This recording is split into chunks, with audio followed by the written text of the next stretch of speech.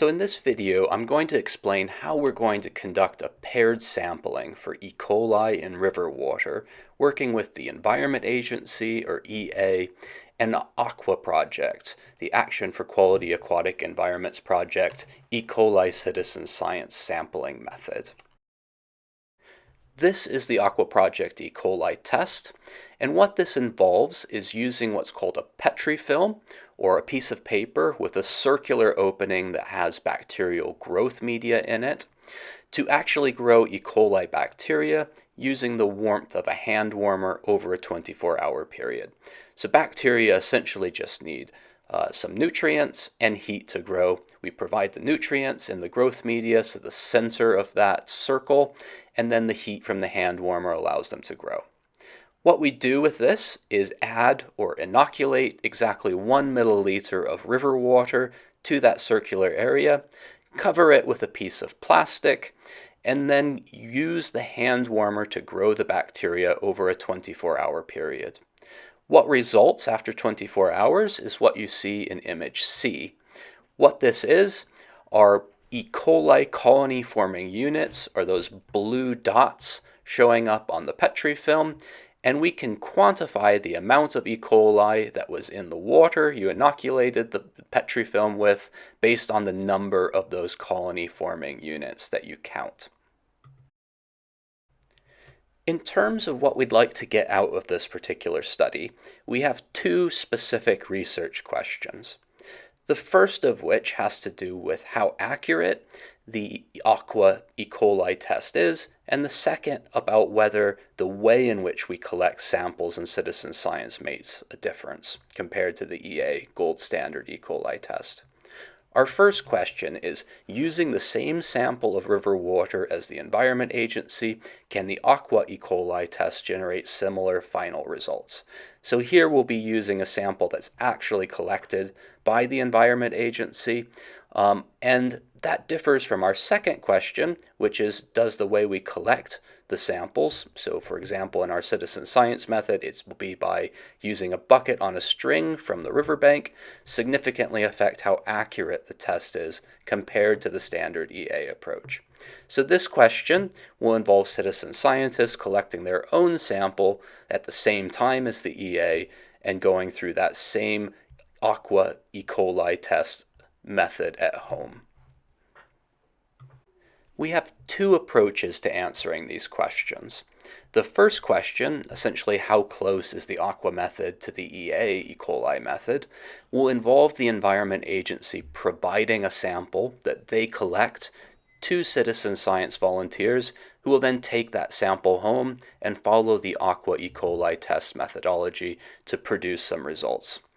The second question, or essentially does the sampling from a riverbank make a difference, will involve a citizen science volunteer using a bucket on a string to collect a water sample at the exact same time that the EA is collecting their sample, and then we'll take that sample home and use the AQuA E. coli test to grow the same bacteria. Essentially they differ, whereas in question 1 the EA will give you a sample. For question 2, you generate your own sample at the same time as the EA, so a paired sample. We'll want to do a number of these comparisons throughout the day, so we'll repeat this process every 30 minutes from 9 o'clock in the morning till 4 p.m., giving us 15 total collection points. The EA will be collecting their samples from the mid-course of the river, while the citizen scientists will be collecting their samples at the same time from the riverbank. When you bring each of these samples home, we'll want to do replicates for the different Petri films. So for example, you'll use the water sample that the Environment Agency gives you to inoculate 3 different Petri films. Similarly, you'll use the water sample that you collect as a citizen scientist to also inoculate 3 different Petri films. So in total, you'll have 6 Petri films to grow overnight. A really important part of this study is reporting your findings back to us at the University of York so we can make the comparison between the citizen science results and the Environment Agency's results. To do that, You will essentially count the number of blue colonies that you see on your Petri films after they've grown for 24 hours. These blue colonies will be little blue dots on the Petri film. You'll count up the total number that you see on a plate, and then you'll tell us the results that you see using a Google form that we give you a link to. So a bit like in the bottom right corner of the screen that you see here. What we'll also ask you to do is to hold up the Petri film after it's grown for 24 hours to a window or a light and take a picture of it and upload a picture of that Petri film to the Google form so that we can use our software at the university to also count those numbers of colony forming units. We will then compare your results with what the Environment Agency produced at their laboratory and feed back the results to you. That's all you have to do as a part of this study, but you might be curious when you're counting your Petri films, what exactly is a high or a bad level of E. coli when you're doing this work. So this isn't a requirement of the study, but in case you're curious, what a high or bad level of E. coli actually is can vary depending on what regulatory body you ask. So for example, the Environment Agency has a number that's different, for example, than the Environmental Protection Agency of the United States. For some reason, the standard unit for E. coli is CFU, or colony forming units, per 100 milliliters of water. So remember that we only inoculated or put 1 milliliter of water on the AQuA Petri films for this test. So essentially what we need to do to get our results in a standard format is to count the number of blue dots or blue colony forming E. coli CFUs on our Petri film and multiply that number by 100. Just as an example of this, and again, you're not required to do this, you only count the number of colony forming units that you see growing on the plate, not any of this. But if, for example, you were curious, this is an example of how you would do that calculation. So if you look at this Petri film in the lower left of the screen, what you would first want to do is count the blue dots or blue E. coli CFUs. If you do that for this image, you'll get to a number of 26. That's what I just counted. You multiply 26 by 100, and you get a result of 2,600 CFU per 100 milliliters. That's the result in the standard units. Now, the Environment Agency, for example, considers levels above 1,000 CFU per 100 milliliters as poor quality. So the water that you put on this Petri film would in fact represent poor water quality for bathing purposes. What we're going to do in the rest of this video is show you exactly how to inoculate the Petri films and grow them for this particular study of the paired Environment Agency and AQuA E. coli monitoring methods. So the rest of this video will show you exactly what to do once you've collected or received your samples and brought them home. You will receive a bag that contains everything in it that you need to grow the E. coli in your actual water sample. What will be in the bag are a couple of sub-bags that are labeled with Environment Agency collected samples. So this is the sample that the actual Environment Agency collects. It will be a subsample of what they analyze at their labs, and it will answer the question of how close does our AQuA citizen science method get to the actual real sample that the EA analyze in their lab down in Cornwall. You'll also have a sample that you collect yourself. This will be labeled citizen science with the time of the collection. And this will answer the question of, does it matter that the actual sampling method is different than what the EA are doing? So we'll use this to compare to both of these citizen science methods with the actual data generated from the Environment Agency. You will receive 2 of these bacterial incubation chambers. These are just boxes. So we'll assemble these once you get your sample home with you, like that, and these are then ready to actually put the Petri films in once we inoculate them. You'll have some gloves. you'll also have 2 hand warmers. This will be what the bacteria use to grow, essentially, inside the box. You'll have a couple of small pieces of cardboard. This is to elevate one of the Petri films off of that hand warmer slightly. You'll have a bag of wipes. These will be for cleaning the surface before and after you do the inoculations. And you'll have a disposal bag for the Petri films. So after the E. coli is grown, we'll put the Petri films in those so that you don't come into contact with the bacteria. Really important to note that E. coli could potentially give you some gastrointestinal problems, so you want to always wear gloves, clean surfaces before and after you've done anything with the Petri film. Avoid touching your face or mouth after you've done any of this work, and really practice cleanliness and clean up everything around. Wash your hands before and after doing anything as well. The one other element that you will have is a paper cup.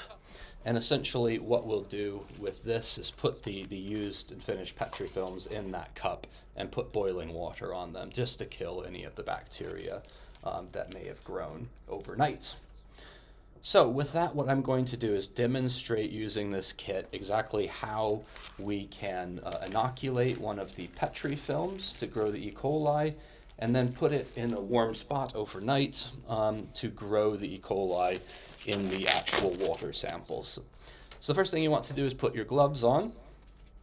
So that's just what I'm doing now. Once your gloves are on, we'll just move all of this material to the side. Take one of the antimicrobial hand wipes and just clean the area.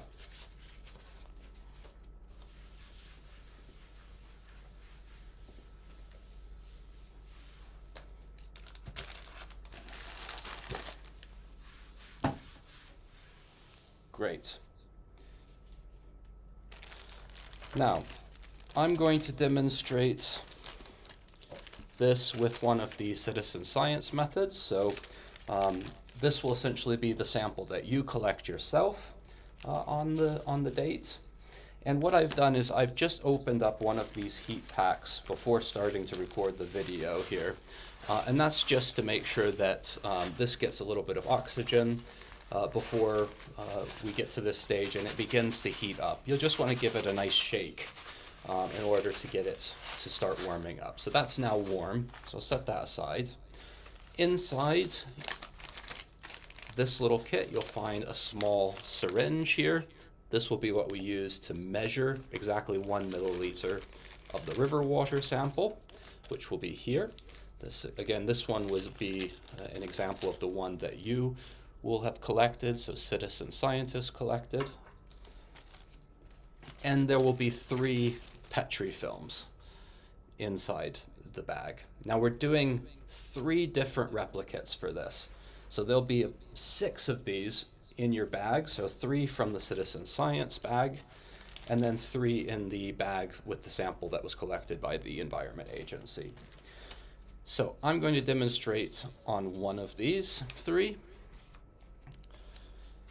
Now you'll notice on here some writing. It might not look exactly like this on the Petri film that you have, but there'll be a number, there'll be a citizen scientist or CS label, and there'll be top, middle, or bottom.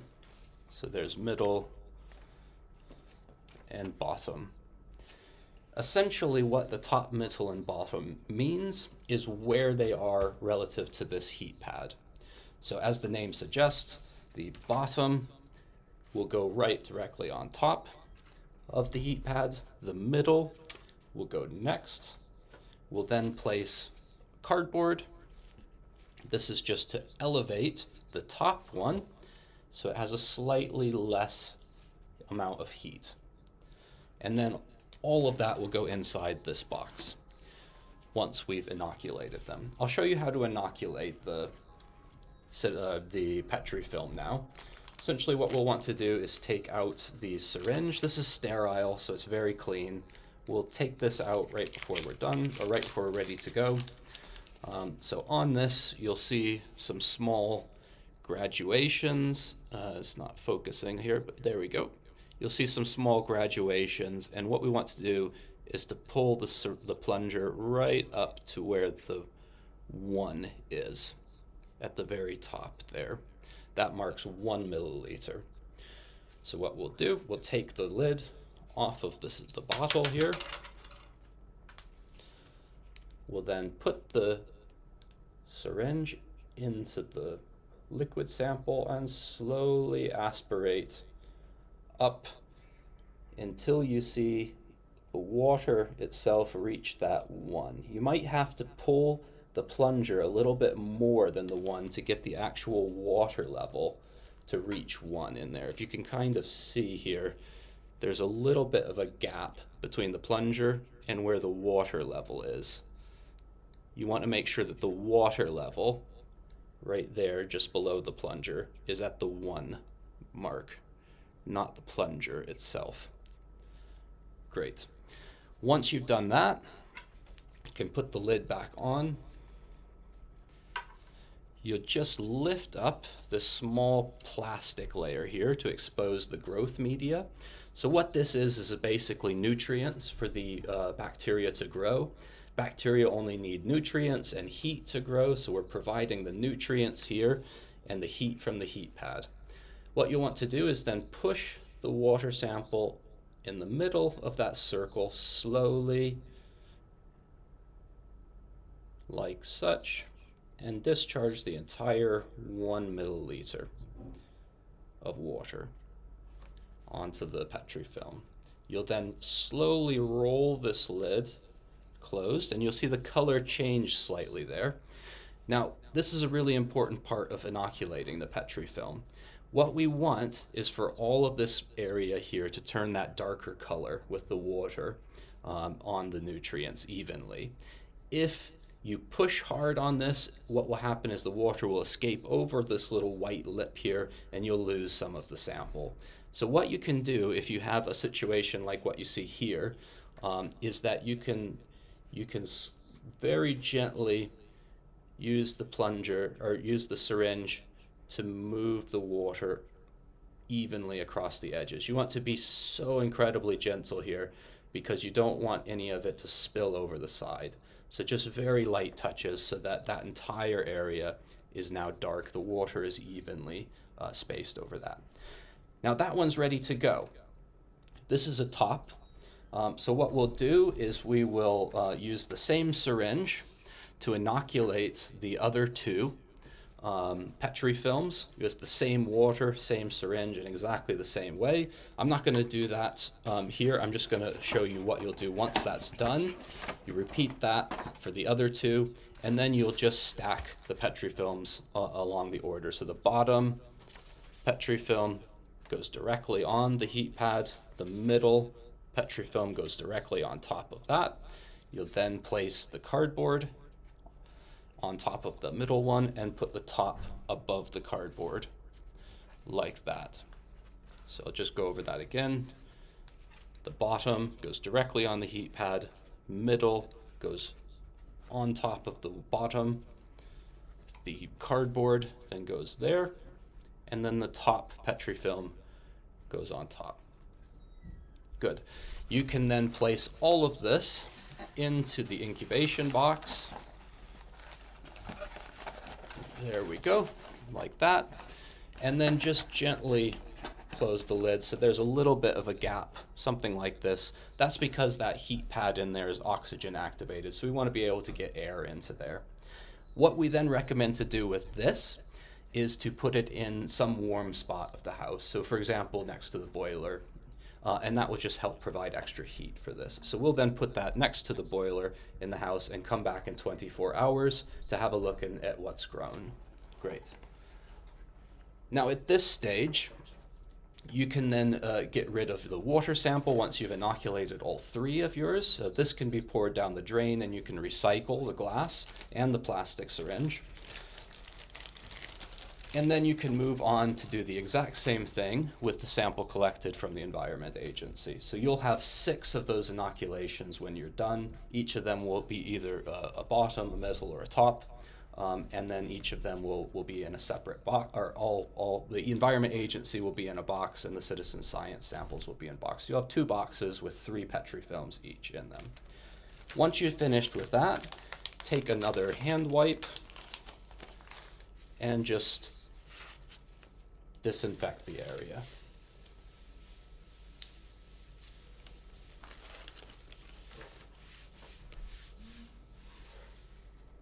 Great. Now, after 24 hours, you'll want to have a look to see if anything's grown. So the box you can take out of that warm spot in the house, and what you might see if there has been growth of some bacteria is something like this. So this is just a scanned copy of what this will be in about 24 hours, and it shows some colors on it. If you look really closely, those colors will be either blue or red. What this is essentially is 2 different types of bacteria. So the blue color is E. coli colonies. Each one of those dots is called a colony forming unit, or CFU. What we'd ask you to do is to hold this up to a window so that we can get a great amount of light coming through and illuminating this area, and upload a picture of this for us using the Google form that we give you a link to as part of your pack. That will allow us to use our software to count the colony forming units on here and verify any of the bacterial colony numbers that we get relative to what the Environment Agency count. What we also ask you is to count the number of blue colony forming units, so those E. coli colony forming units, or CFU, that you see on each of the 6 Petri films that you study. So there will be a place on the Google form that we give you a link to, where it will ask you how many CFU on your plate do you count. So there you would just count up each one of those blue dots and tell us the number, in addition to uploading the photograph you give. Now, once you've done that, we're then done with this water sample, or with this E. coli Petri film, I should say. And what we now need to do is to kill the bacteria so that it can't infect you or affect any surfaces anymore. So how we do that in this project is through essentially pasteurization, the same thing that happens to your milk essentially before you drink it. We will put this used Petri film, so all of these, after you've counted the colony forming units, the blue colony forming units, and uploaded a photograph, you'll put them all into a bag that's labeled disposal bag for Petri film. Just slide them in there, seal the bag, and put it inside this paper cup that we provide. And what you'll then want to do is put the kettle on, or boil some water with a pot, and then just fill this up to completely submerge the Petri film in this cup. That will be very hot, so watch out for that. Don't get any of the water on you, and just leave that to sit for at least a half an hour or until the water is cool. At that stage, you can pour out the water, you can recycle the cup, and you can throw these away, the used Petri films that have been in the hot water for at least a half an hour, via standard municipal household waste. And that's it. After you've done all of those steps, don't forget to clean off your surface. You can even clean your gloves off with the wipe while you're doing that, and take your gloves off and wash your hands after to be sure that you don't get anything on yourself. That's it. Thank you very much.